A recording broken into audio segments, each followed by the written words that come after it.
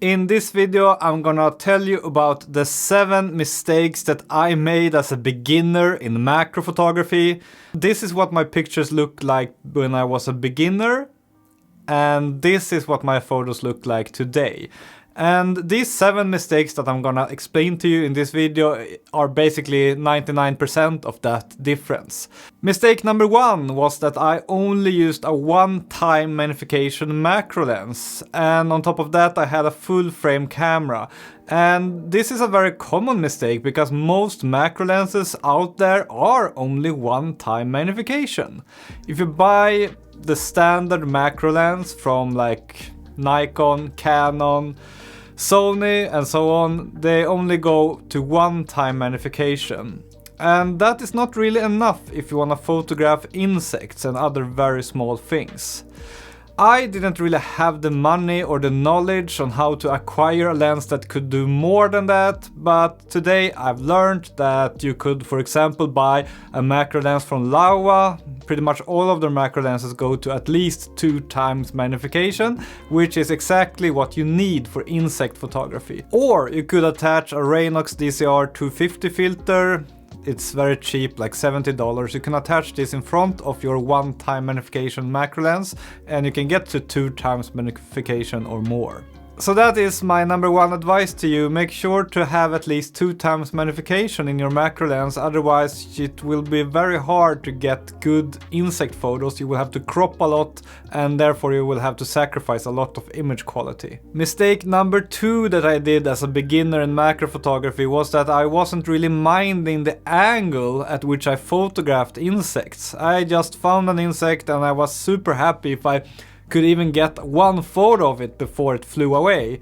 And therefore most of my photos were like from 45-degree angle from above. Usually I photographed the insect's backside because it was turned away from me, and those photos are never really that good. You want to approach the insect in a way that you get its face, or at least from the side, or even from beneath. You need to have an interesting angle at which you photograph the insect, otherwise the photo will just be boring and not really that interesting. Mistake number 3 I made as a beginner in macro photography was that I was not minding the background.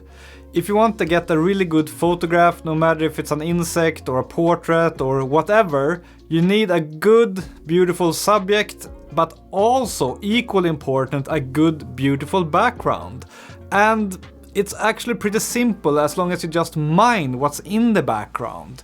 Make sure that you never photograph insects sitting on something that looks very boring, like sand or a leaf that is brown or not really that beautiful.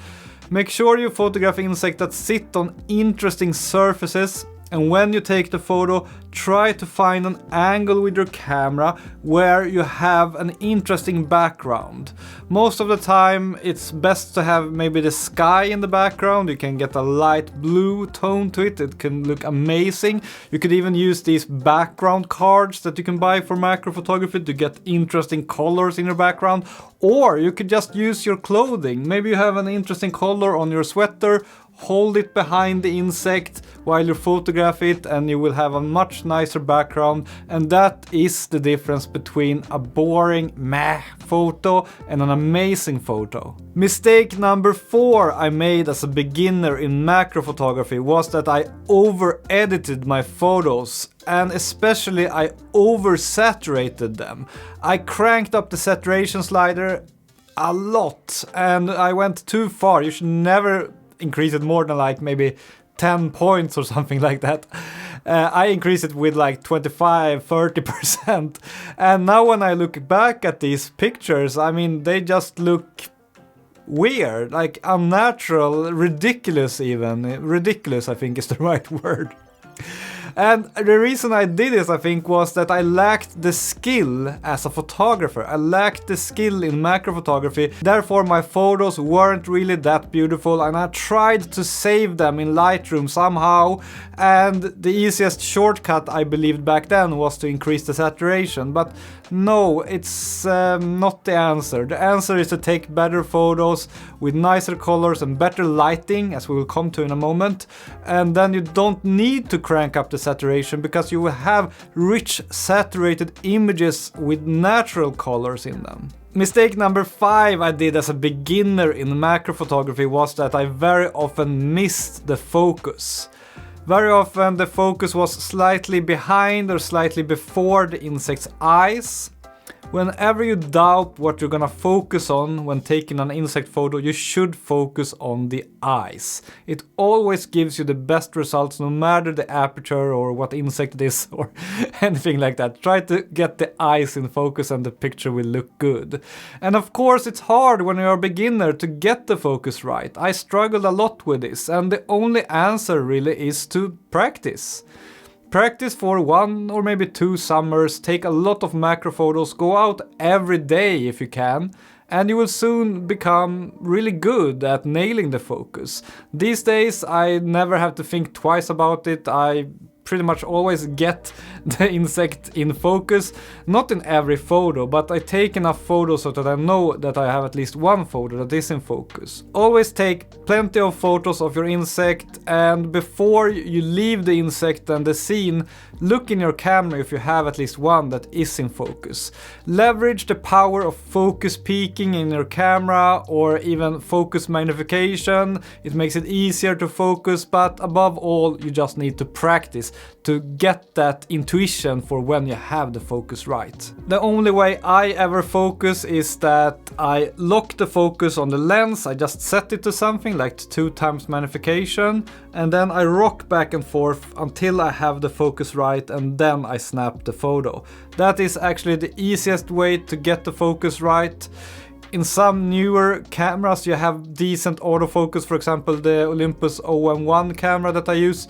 Sometimes I can get away with using autofocus, but I would actually say it's more reliable to practice getting manual focus right, then you can be more sure of getting the focus where you want it. Mistake number 6 I did as a beginner in macro photography was that I shot a lot without a flash. And the reason for this is that it felt so awkward to have a flash on my camera. It adds extra weight, it's harder to just have the camera in a small bag. And yeah, I really didn't want to have a flash on my camera, and I decided to try to take nice insect photos without a flash. But unfortunately that is very hard. There are several problems with this. One problem is that you get this glare from the sunlight. You should never have direct sunlight on your insect. It will never look good. You should have light from a flash diffused nicely with a good diffuser. We will get to that in a moment. And another problem is it's very dark to take macro photos. You lose a lot of light when you magnify the image, and you need a very small aperture to get enough depth of field. You need to shoot at f11, f16 or somewhere around there, and then the picture will be very dark if you don't have a flash, and then you will need to use a very high ISO and your picture will just look very grainy. You will not have any detail. So trust me, just learn to use a flash. When you start using a flash and a diffuser, you will soon discover that you get a lot nicer colors. Your photos will take on a whole different look. So I can warmly recommend it if you don't use a flash right now when you're doing insect photography. Mistake number 7 I made as a beginner in macro photography was that I didn't use a good enough diffuser. After a while I learned that I should be using a flash, and I started using a flash and I saw my photos improve, but I didn't have a good diffuser, and the flash is only half the solution to the lighting problem. You need a good diffuser. A diffuser makes sure that the light source is big and even and close to your subject, and you really need that to get nice looking colors and nice looking shadows in your insect photos. Look at this photo for example. I think I might have used some kind of diffuser here, but it wasn't very good, and then you get bad looking colors, very sharp highlights that are kind of overblown. Compare it to this photo taken with a good diffuser, and you can see that the colors look a lot better and the highlights are soft and nice, and yeah, it just looks great, don't you agree? And here's a stink bug. This one is photographed with a pretty bad diffuser. I had some kind of diffuser, but it's not a good one because you see that the colors are not that rich and beautiful, and you also see a pretty distinct glaring highlight here on the shell.